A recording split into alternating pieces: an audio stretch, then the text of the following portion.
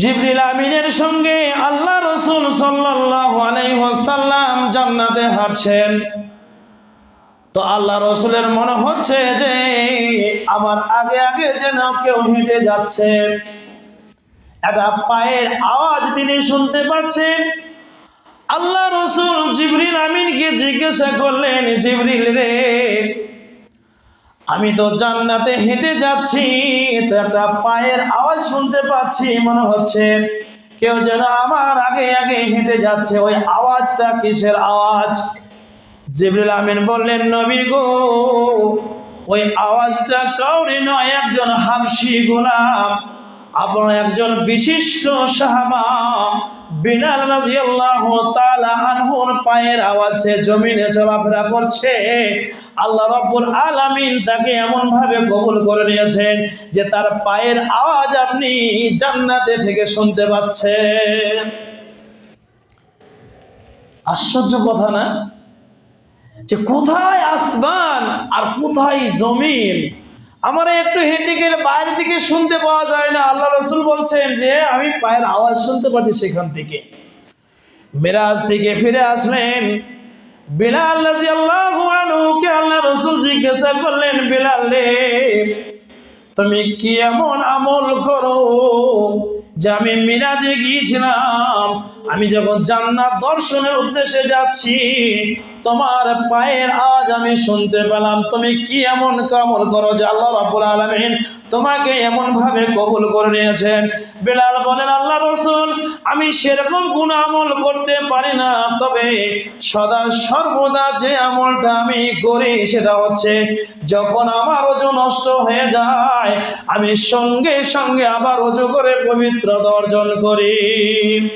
এই ছোট্ট আমলটা আমি করি যে যখনই আমার ওযু নষ্ট হয় আমি কি করি, ওযু করে পবিত্রতা অর্জন করে নিই।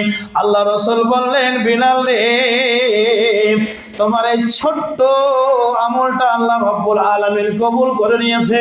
তুমি দুনিয়ার বুকে চলাচল করছো আর তোমার পায়ের আওয়াজ আমি জান্নাতে থেকে শুনতে পেলাম। أرسله بالحق بشيرا ونذيرا وداعيا إلى الله بإذنه وسراجا منيرا أما بعد فأعوذ بالله من الشيطان الرجيم بسم الله الرحمن الرحيم وإذا حكمتم بين الناس أن تحكموا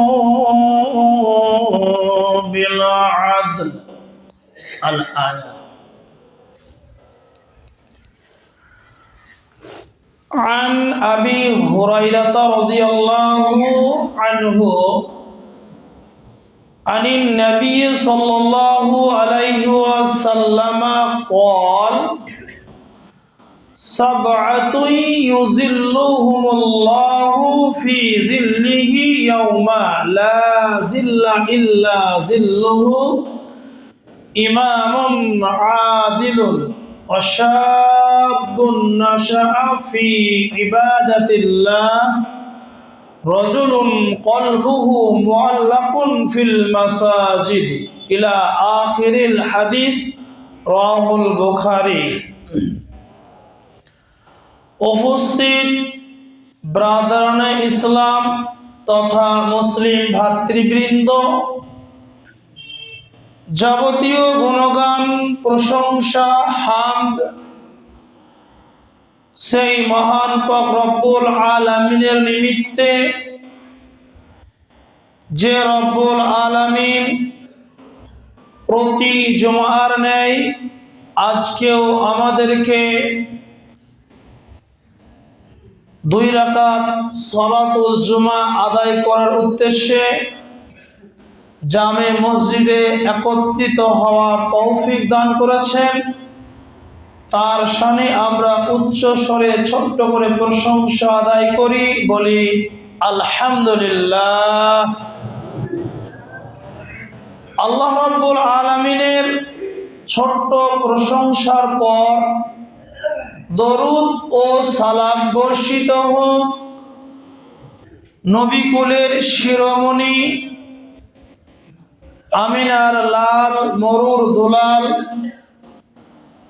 আহমদি মুজতবা মুহাম্মদ মুস্তাফা বলি সাল্লাল্লাহু আলাইহি ওয়াসাল্লামের উপর আল্লাহুম্মা আমিন।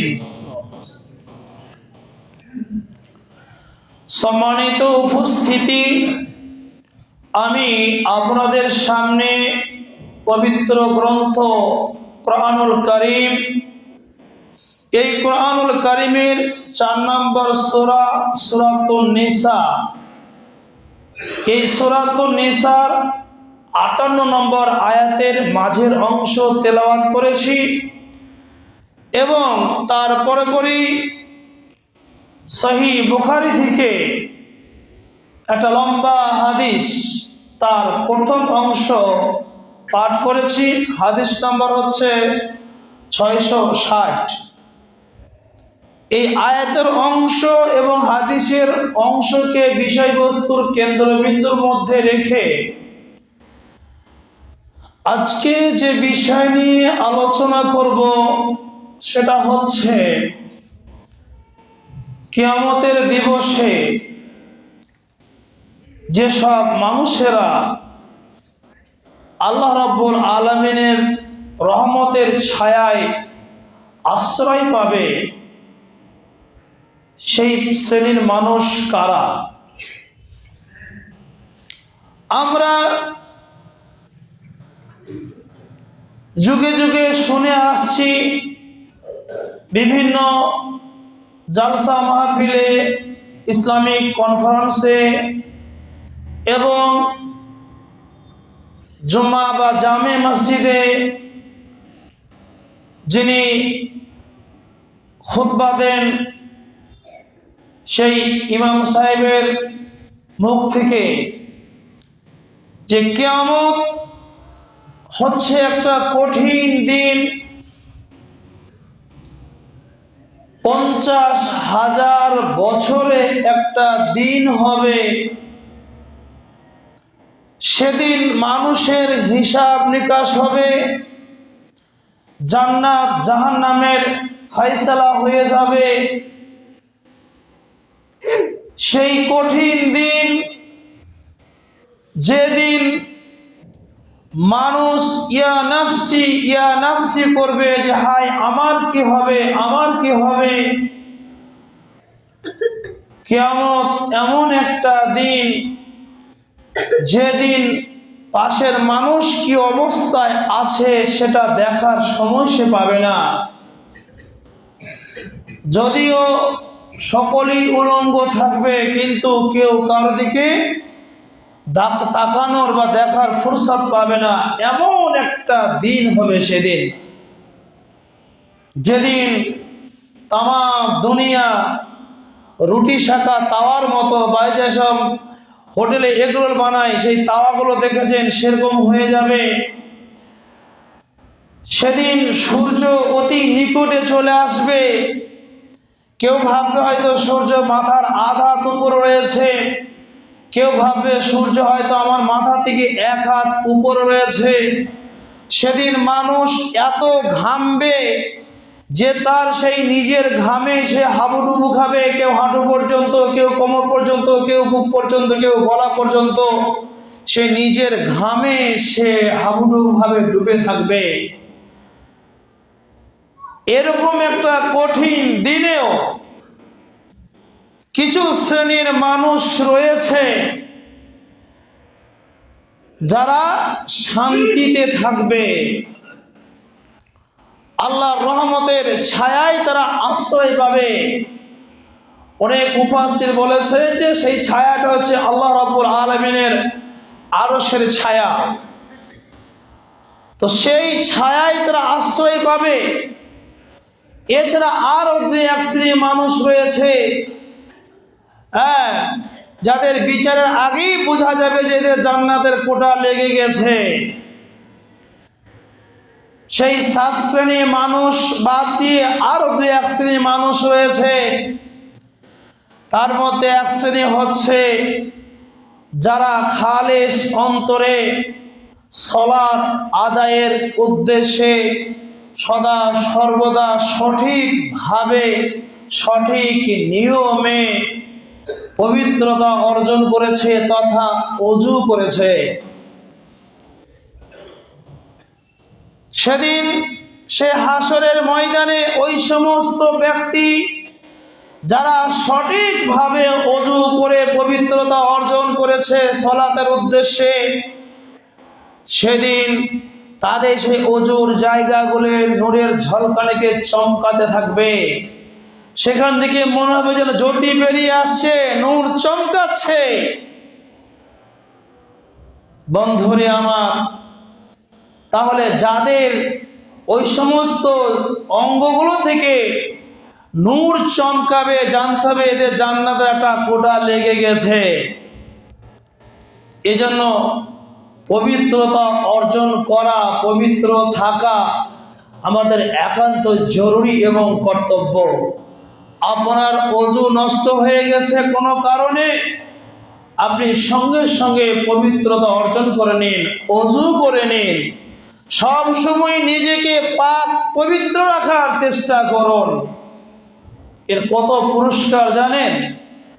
এর এত মর্যাদা। যারা সর্বদা ওযু অবস্থায় থাকে, পবিত্র অবস্থায় থাকে, আল্লাহ রাসূল সাল্লাল্লাহু আলাইহি ওয়াসাল্লাম যখন মিরাজে গেলেন, আমরা সকলেই জানি, ঘটনা আমাদের জানা আছে। জিবরিল আমিনের সঙ্গে আল্লাহ রাসূল সাল্লাল্লাহু আলাইহি ওয়াসাল্লাম জান্নাতে হাঁটছেন। তো আল্লাহ রাসূলের মনে হচ্ছে যে আমার আগে আগে যেন কেউ হেঁটে যাচ্ছে। একটা পায়ের আওয়াজ তিনি শুনতে পাচ্ছেন। আল্লাহ রাসূল জিবরিল আমিনকে জিজ্ঞাসা করলেন, জিবরিল রে, আমি তো জান্নাতে হেঁটে যাচ্ছি, তো একটা পায়ের আওয়াজ শুনতে পাচ্ছি, মনে হচ্ছে কেউ যেন আমার আগে আগে হেঁটে যাচ্ছে। ওই আওয়াজটা কিসের আওয়াজ? জিবরিল আমিন বললেন, নবী গো, ওই আওয়াজটা কাউরে নয়, একজন হাবশী গোলাম, আপনার একজন বিশিষ্ট সাহাবা বিলাল রাদিয়াল্লাহু তাআলা আনহুর পায়ের আওয়াজে জমিনে চলাফেরা করছে। আল্লাহ রাব্বুল আলামিন তাকে এমন ভাবে কবুল করে নিয়েছেন যে তার পায়ের আওয়াজ আপনি জান্নাতে থেকে শুনতে পাচ্ছেন। আশ্চর্য কথা না? যে কোথায় আসমান আর কোথায় জমিন, আমার একটু হেঁটে গেলে বাইরে থেকে শুনতে পাওয়া যায় না। আল্লাহ রাসূল বলছেন যে আমি পায়ের আওয়াজ শুনতে পাচ্ছি সেখান থেকে। মিরাজ থেকে ফিরে আসলেন বিলাল রাদিয়াল্লাহু আনহুকে আল্লাহ রাসূল জিজ্ঞাসা করলেন, বিলাল রে, তুমি কি এমন আমল করো যে আমি মিরাজে গিয়েছিলাম, আমি যখন জান্নাত দর্শনের উদ্দেশ্যে যাচ্ছি তোমার পায়ের আওয়াজ আমি শুনতে পেলাম। তুমি কি এমন আমল করো যে আল্লাহ রাব্বুল আলামিন তোমাকে এমন ভাবে কবুল করে নিয়েছেন? বিলাল বলেন, আল্লাহ রাসূল, আমি সেরকম কোন আমল করতে পারি না, তবে সদা সর্বদা যে আমলটা আমি করি সেটা হচ্ছে যখন আমার ওযু নষ্ট হয়ে যায় আমি সঙ্গে সঙ্গে আবার ওযু করে পবিত্রতা অর্জন করি। এই ছোট্ট আমলটা আমি করি যে যখনই আমার ওযু নষ্ট হয় আমি কি করি? ওযু করে পবিত্রতা অর্জন করে নিই। আল্লাহ রাসূল বললেন, বিলাল রে, তোমার এই ছোট্ট আমলটা আল্লাহ রাব্বুল আলামিন কবুল করে নিয়েছে। তুমি দুনিয়ার বুকে চলাচল করছো আর তোমার পায়ের আওয়াজ আমি জান্নাতে থেকে শুনতে পেলাম। তো বিলাল কি করতেন? ওযু করতেন। ওযু নষ্ট হলে ওযু করে দিতেন। আল্লাহ রাসূল বলেন, যারা সদা সর্বদা ওযু করবে, সালাতের উদ্দেশ্যে পবিত্রতা অর্জন করবে, কিয়ামতের দিন তাদের শরীরে ওই সমস্ত অঙ্গ প্রত্যঙ্গগুলো নূরে চমকাতে থাকবে। আর যাদের শরীর থেকে ওইরকম নূরের ঝলকানি আসবে, জ্যোতি বেরিয়ে আসবে, জেনে রাখবে তাদের জান্নাতের কোটা লেগে গেছে। তাহলে এটা হচ্ছে এক শ্রেণী, ওই 7 শ্রেণী কিন্তু না। এটা এই শ্রেণীর মানুষ যারা সর্বদা পবিত্রতা অর্জন করছে। আবু হুরায়রা রাদিয়াল্লাহু তাআলা আনহু ওযু করছেন, হাতটা কোনই পর্যন্ত ধোয়ার নির্দেশ আছে। আবু হুরায়রা হাতটা একটু বাড়িয়ে দেন, এই পর্যন্ত ধুয়ে নিলেন, একবার বাজু পর্যন্ত। উমর রাদিয়াল্লাহু তাআলা আনহু দেখে তাকে চপ করে ধরলেন, এই বেয়াদব, আল্লাহ রসুলের নির্দেশ এতটুকু, কোনই পর্যন্ত তুমি এতটা বাড়ালে কেন? উমর রাদিয়াল্লাহু তাআলা একটু রাগী মানুষ, গরম মানুষ, তো উনি ধরে আবু হুরায়রাকে ধরে আল্লাহ রসুলের কাছে নিয়ে গেলেন, চল আজকে তার ফয়সালা হবে। তো এতটা বাড়াবাড়ি করলি? আল্লাহ রসুল দেখছেন উমর আবু হুরায়রাকে গর্দানে ধরে টানতে টানতে নিয়ে আসছে। আল্লাহ রসুল বলছে, উমর ছাড়ো ছাড়ো, কি হলো কি হলো, বলো কি হলো? বলে, আল্লাহ রসুল আপনি জানেন না আবু হুরায়রা কত বড় বেয়াদবি করেছে। আপনার নির্দেশ হচ্ছে কোনই পর্যন্ত ওযু করা, হাত ধুয়ে নেওয়া, ও আরো বাড়িয়ে দিয়েছে, ওযু করতে গিয়ে বাড়াবাড়ি করেছে। আল্লাহ রসুল আবু হুরায়রাকে বলেন, আবু হুরায়রা কি সত্যি, কেন তুমি করলে? আবু হুরায়রা বলেন, আল্লাহ রসুল আপনি তো বলেছেন যে কিয়ামতের দিন, সেই কঠিন দিনে যারা সঠিকভাবে পবিত্রতা অর্জন করবে, তাদের সেই অঙ্গ সঙ্গগুলো চমকাতে থাকবে, নূর বেরিয়ে আসবে সেখান থেকে।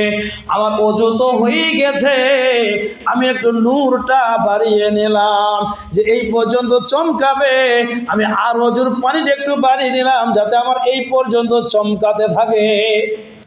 আল্লাহ রসুল বলে, উমর ওর তো ওযু হয়ে গেছে, ওযু তো ঠিকই আছে, তো ওযুর উদ্দেশ্য দিয়ে এতটা হয়নি, ও ধুয়েছে যাতে ওর নূরটা আরো বেশি করে চমকাতে থাকে। তো এই ছিল তাদের ইমানি জাজবা, ইমানি স্পিরিট। তো আমরা যদি সেরকম সঠিকভাবে ওযু করতে পারি, তাহলে আমাদের ওই সমস্ত অঙ্গ প্রত্যঙ্গগুলো থেকে নূর চমকাবে। আর এক শ্রেণীর মানুষ তারা হলো যাদেরকে আল্লাহ রাসূল হাউজ কাউসারের পানি পান করাবে, যাদের সেই নসিব হবে হাউজ কাউসারের পানি পান করা, জানতে হবে তাদেরও জান্নাতের কোটা লেগে গেছে। কারণ হাউজ কাউসারের পানি পান করা সবার নসিবে জুটবে না।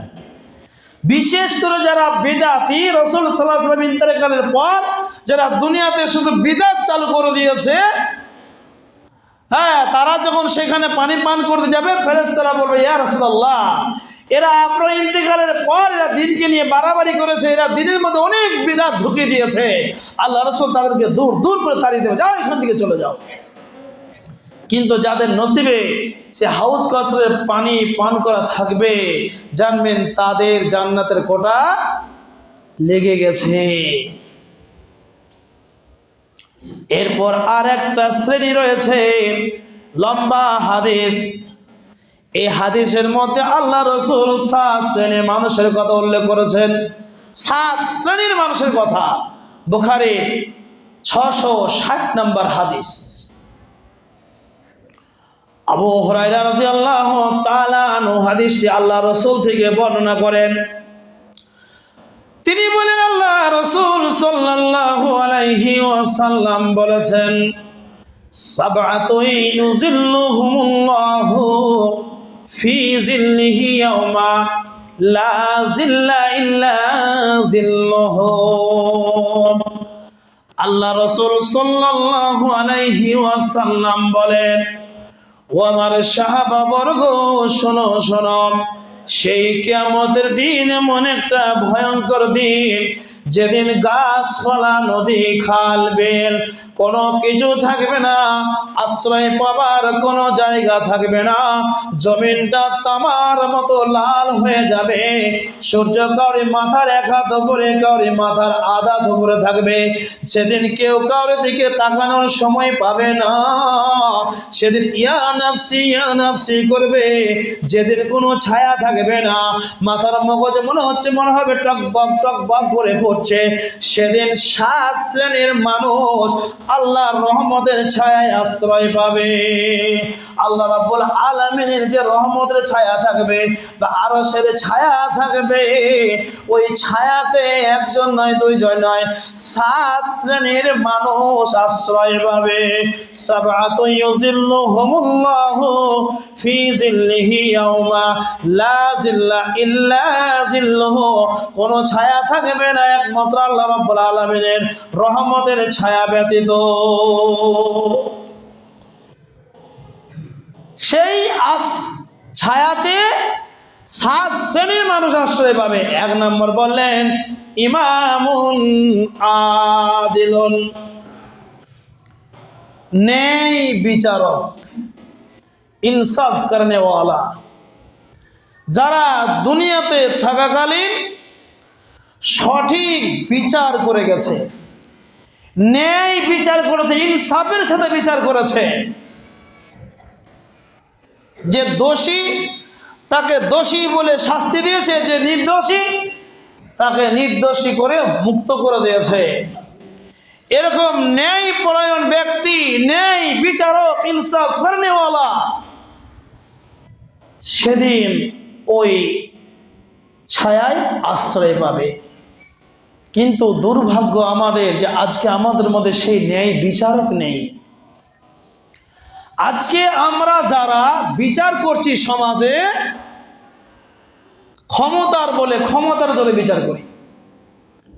দোষী তাকে আমরা নির্দোষী বলি, কারণ তার টাকা পয়সা আছে, সে হয়তো আমাকে 50,000, 100,000 মানে 1 লাখ ঘুষ দিয়ে দিল, টাকাটা অতি গোপনে পকেটের মধ্যে ভরে নিলাম, বা হয়তো সে আমার অ্যাকাউন্টে পাঠিয়ে দিল, ব্যাস বিচারের ফয়সালা ঘুরে গেল।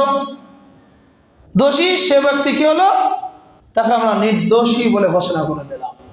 বন্ধুরে আমার, আল্লাহ রাব্বুল আলামিন বলেন সূরা নিসার 58 নম্বর আয়াতের মধ্যখানে স্পষ্ট আল্লাহ রাব্বুল আলামিন বলেন, ওই সমস্ত কাজীদের উদ্দেশ্যে, ওই সমস্ত বিচারকদের উদ্দেশ্যে যারা দুনিয়ায় থাকালেন মানুষের বিচার করে, মানুষের মধ্যে দুজনের মধ্যে ফয়সালা করে, তাদেরকে সম্বোধন করে আল্লাহ বললেন ওয়া ইযা হাকামতুম বাইনান নাসি আন তাহকুমু বিল আদলি, ও বিচারকরা তোমরা শোনো, যখন তোমরা দুজনের মধ্যে বিচার করবে তখন তোমরা ইনসাফের সাথে বিচার করবে, ন্যায় বিচার তোমরা করবে।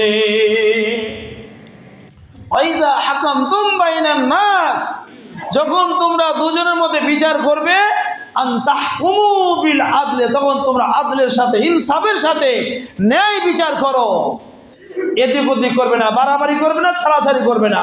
যে দোষী তাকে শাস্তি দাও, যে নির্দোষী তাকে মুক্ত করে দাও। কিন্তু আজকে আমরা সেটা তো করছি না। আব্দুর রহিমের ছেলে আব্দুল করিমের মেয়ের সঙ্গে অবৈধ কর্ম করতে গিয়ে ধরা পড়ে গেছে। সালিশি সভা ডাকা হয়েছে, দুজনের বিচার হবে। সেই বিচারে বিচারক রায় দিচ্ছে যে মেয়ের যেহেতু বিয়ের বয়স হয়ে গেছে, ওর বিয়ে দিতে হবে। এখন যদি এটা ছড়িয়ে যায়, ওর হয়তো সহজে বিয়ে হবে না, মোটা টাকা পণ দিতে হবে। অতএব ছেলের পক্ষ করলো কি, 1 লাখ টাকা জরিমানা করে দিল যে দেখো মেয়েটার বিয়ে দিতে হবে, তাহলে যদি একটু মোটা টাকা পণ না দেয় তাহলে তো মেয়ের বিয়ে হবে না। অতএব তোমার ছেলে যখন ওর সঙ্গে কুকর্ম করে ধরা পড়েছে, তোমাকে 1 লাখ টাকা জরিমানা দিতে হবে। বন্ধুরে আমার, ও বিচারক সাবধান হয়ে যাও, দোষী শুধু ছেলেটা নয়, মেয়েটাও দোষী। উভয়ের সম্মতিতে এই কর্মটা হয়েছে। ছেলের যদি 1 লাখ টাকা জরিমানা হয়, মেয়েকেও 1 লাখ টাকা জরিমানা করতে হবে। কিন্তু আমরা সেটা আজ করি না। কারণ মেয়ের ইজ্জত গেল, তার সম্মানহানি হলো, আর ছেলেটা কিছু হলো না। অতএব দুজনই দোষী, দুজনকে শাস্তি দিতে হবে।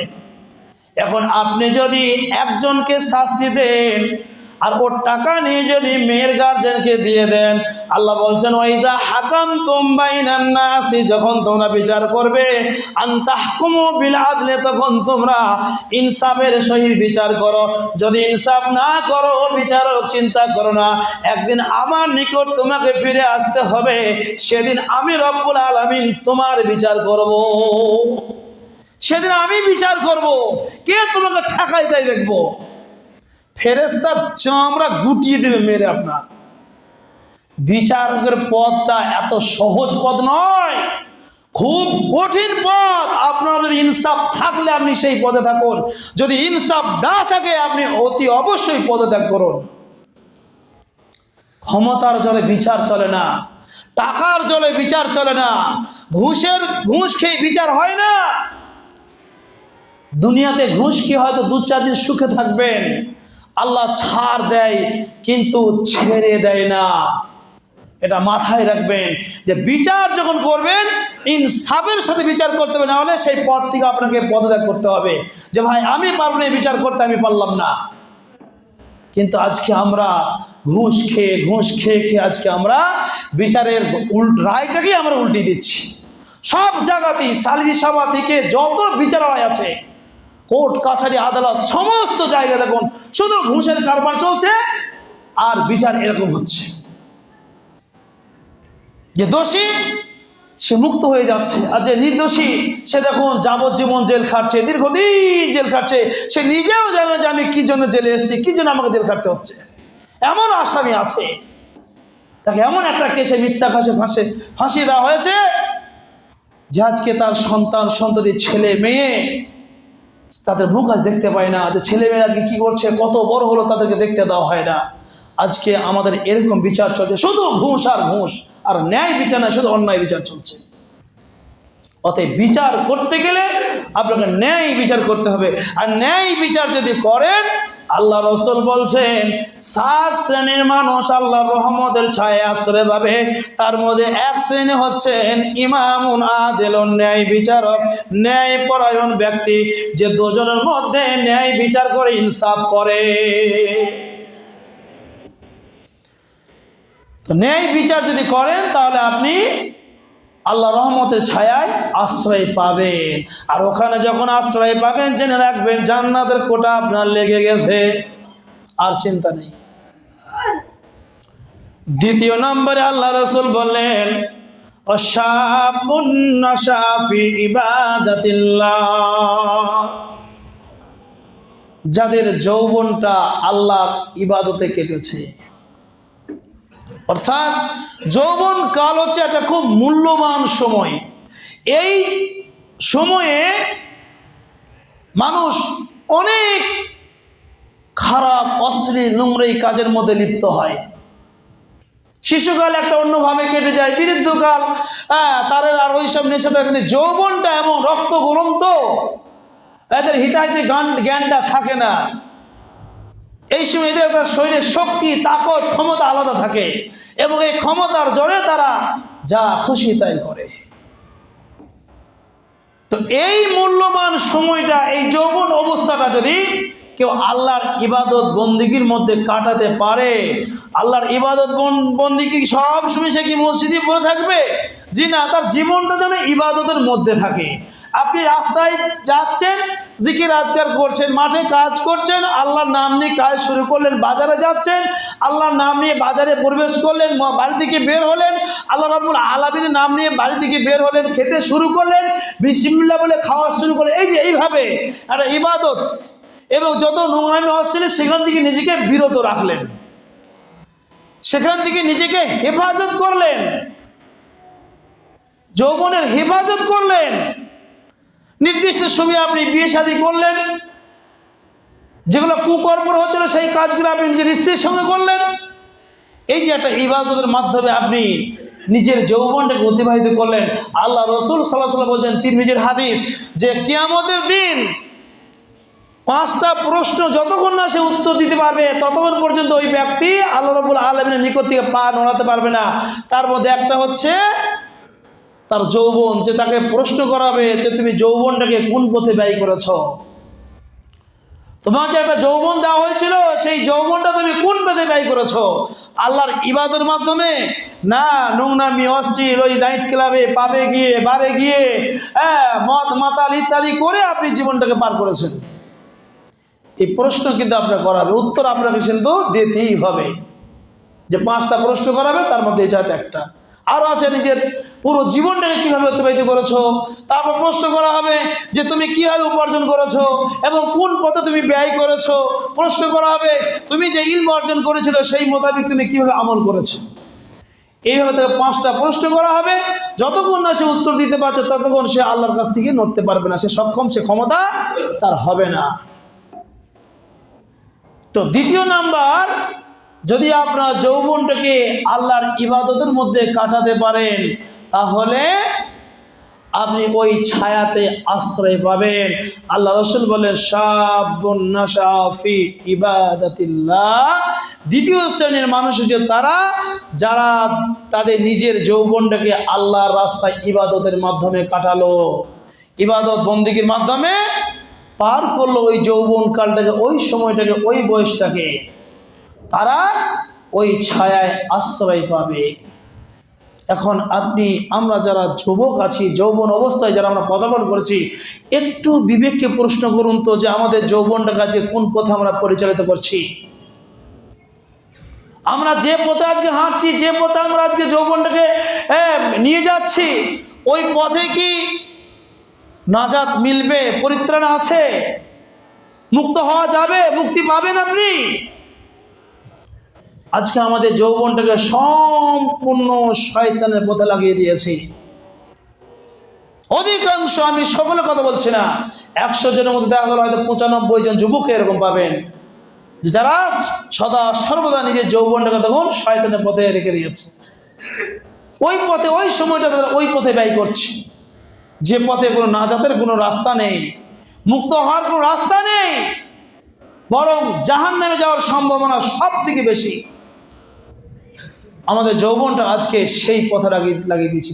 অথচ রাসূল সাল্লাল্লাহু আলাইহি ওয়াসাল্লাম যারা সাহাবা ছিলেন, অধিকাংশ সাহাবা ছিল যৌবন যুবক এবং তাদের সেই যৌবন কালকে আল্লাহর রাস্তায় ব্যয় করেছে। আর আমরা আজকে ঠিক তার বিপরীত করছি। তারা জান্নাতের সেই ছায়ায় আশ্রয় পাবে না তো কি আমরা পাবো? অতএব ওই আল্লাহর রহমতের ছায়া যদি আশ্রয় পেতে চান তাহলে আপনাকে ওই যৌবন কালটাকে আল্লাহর ইবাদতের মাধ্যমে কাটাতে হবে।